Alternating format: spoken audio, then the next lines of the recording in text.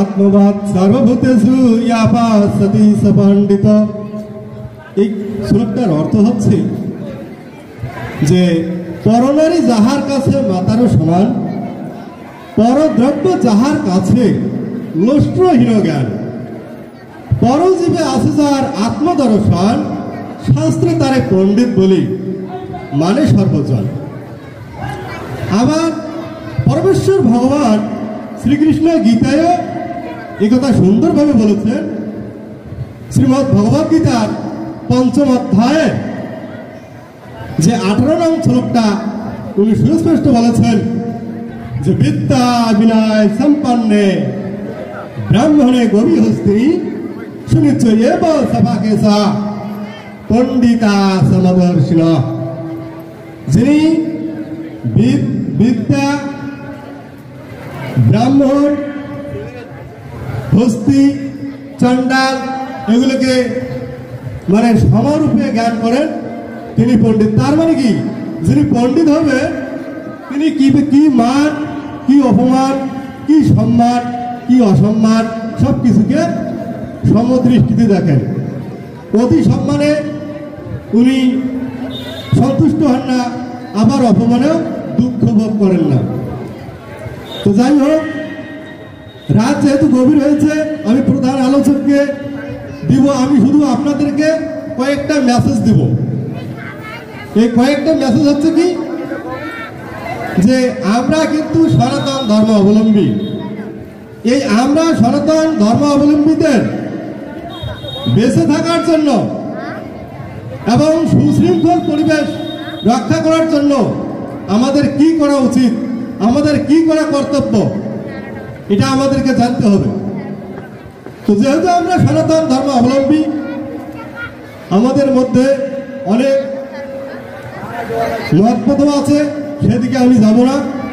তো দেখা গেল আমাদের মাঝে একজন অন্য বর্ণের লোক, উনি সুন্দর কথা বলেছেন, চেয়ারম্যান চাচা, যে আজকে পিতামাতাকে সন্তানেরা শ্রদ্ধা করতেছে না, ভক্তি করিতেছে না, পিতামাতাকে মানতেছে না।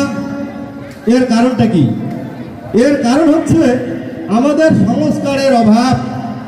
আমরা সংস্কার বিহীন হয়ে গেছি। আজকে একটা সন্তানের বয়স যদি 18 বছর অতিক্রম হয়, তথাপি তার সংস্কার নিয়ে আমরা চিন্তা ভাবনা করতেছি না। সেই সংস্কারটা কি? উপনয়ন। এই মানে আমাদের দশবিধ সংস্কার রয়েছে, মানে 10টা সংস্কার।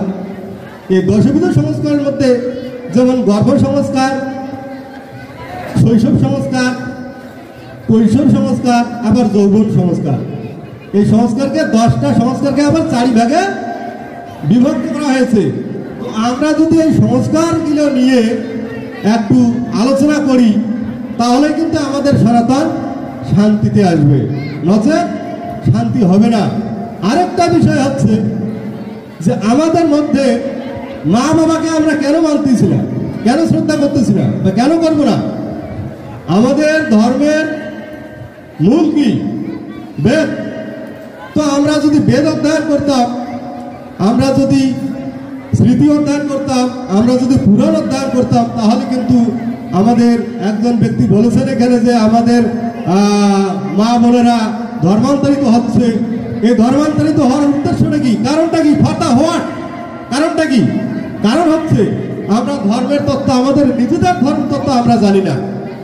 আমাদের ধর্মের দোষ থাকতে পারে একটা। তাই পরমেশ্বর ভগবান শ্রীকৃষ্ণ ওই শ্রীমদ্ ভগবদ গীতার 3য় অধ্যায়ের 35 নং শ্লোকে উনি সুস্পষ্ট বলে দিলেন। কি বলিলেন?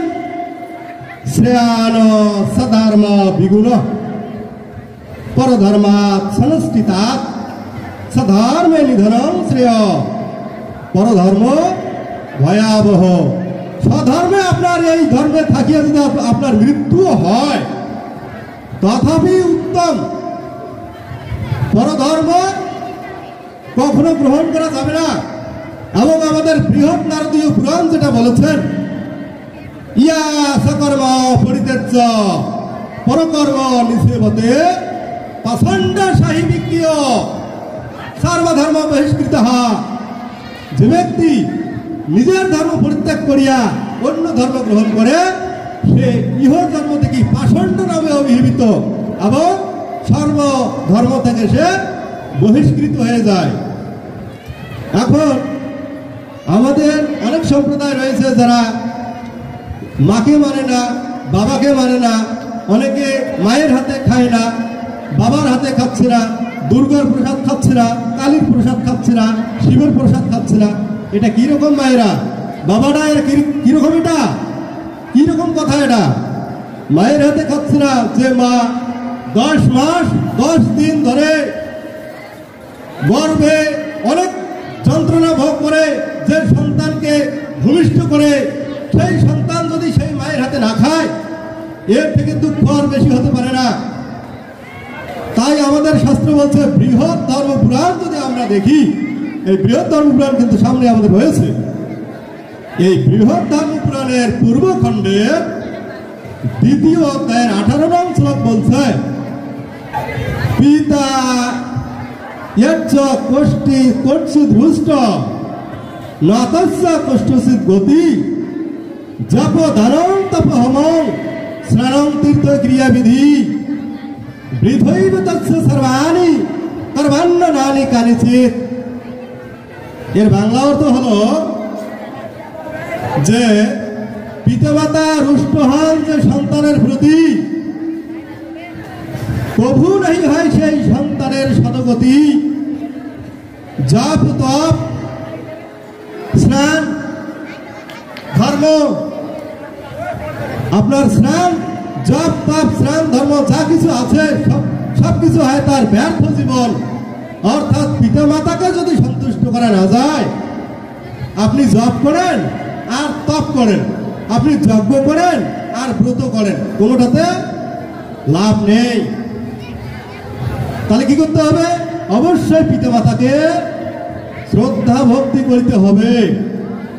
আমাদের বৃহৎ নারদীয় পুরাণের 5ম অধ্যায়ের 41 নং শ্লোকে বলা আছে মাতা পিতৃর্য শুশ্রূষাং কুর্বতে যে নরোত্তমা গঙ্গা বিশ্বেশ্বর দিয়া দেবই ভগবতোত্তমঃ। এর বাংলা অর্থ হচ্ছে পিতা এবং মাতাকে যে পুত্র গঙ্গা এবং বিশ্বেশ্বর মনে করিয়া সেবা যত্ন করেন সেই পুত্রই বৈষ্ণব শ্রেষ্ঠ। চিন্তা করেছেন?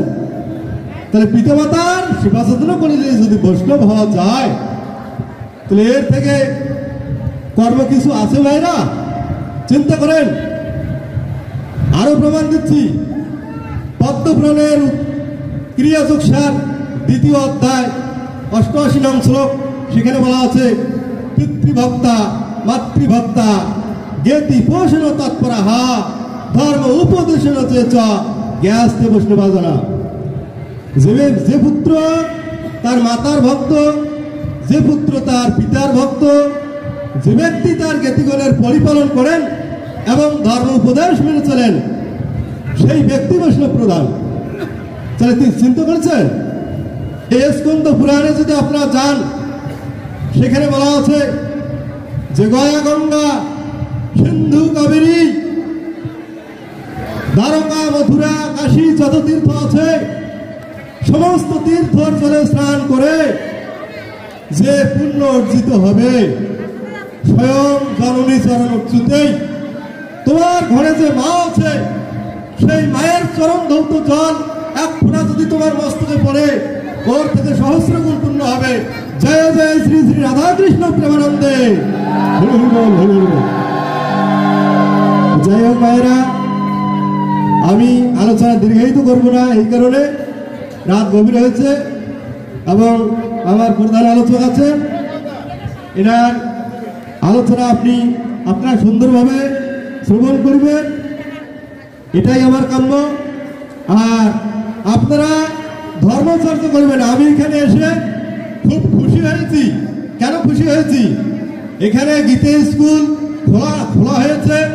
ছোট ছোট বাচ্চারা এরা সংস্কৃত শ্লোক উচ্চারণ করতে পারবে।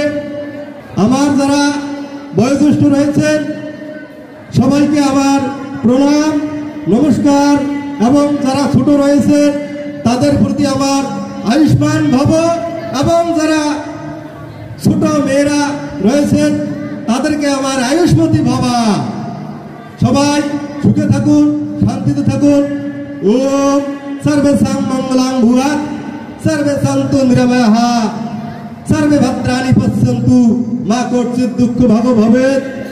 জগতের সকলেই সুখী হোক, সকলেই শান্তি লাভ করুক, সকলেই রোগ নিরাময় হোক।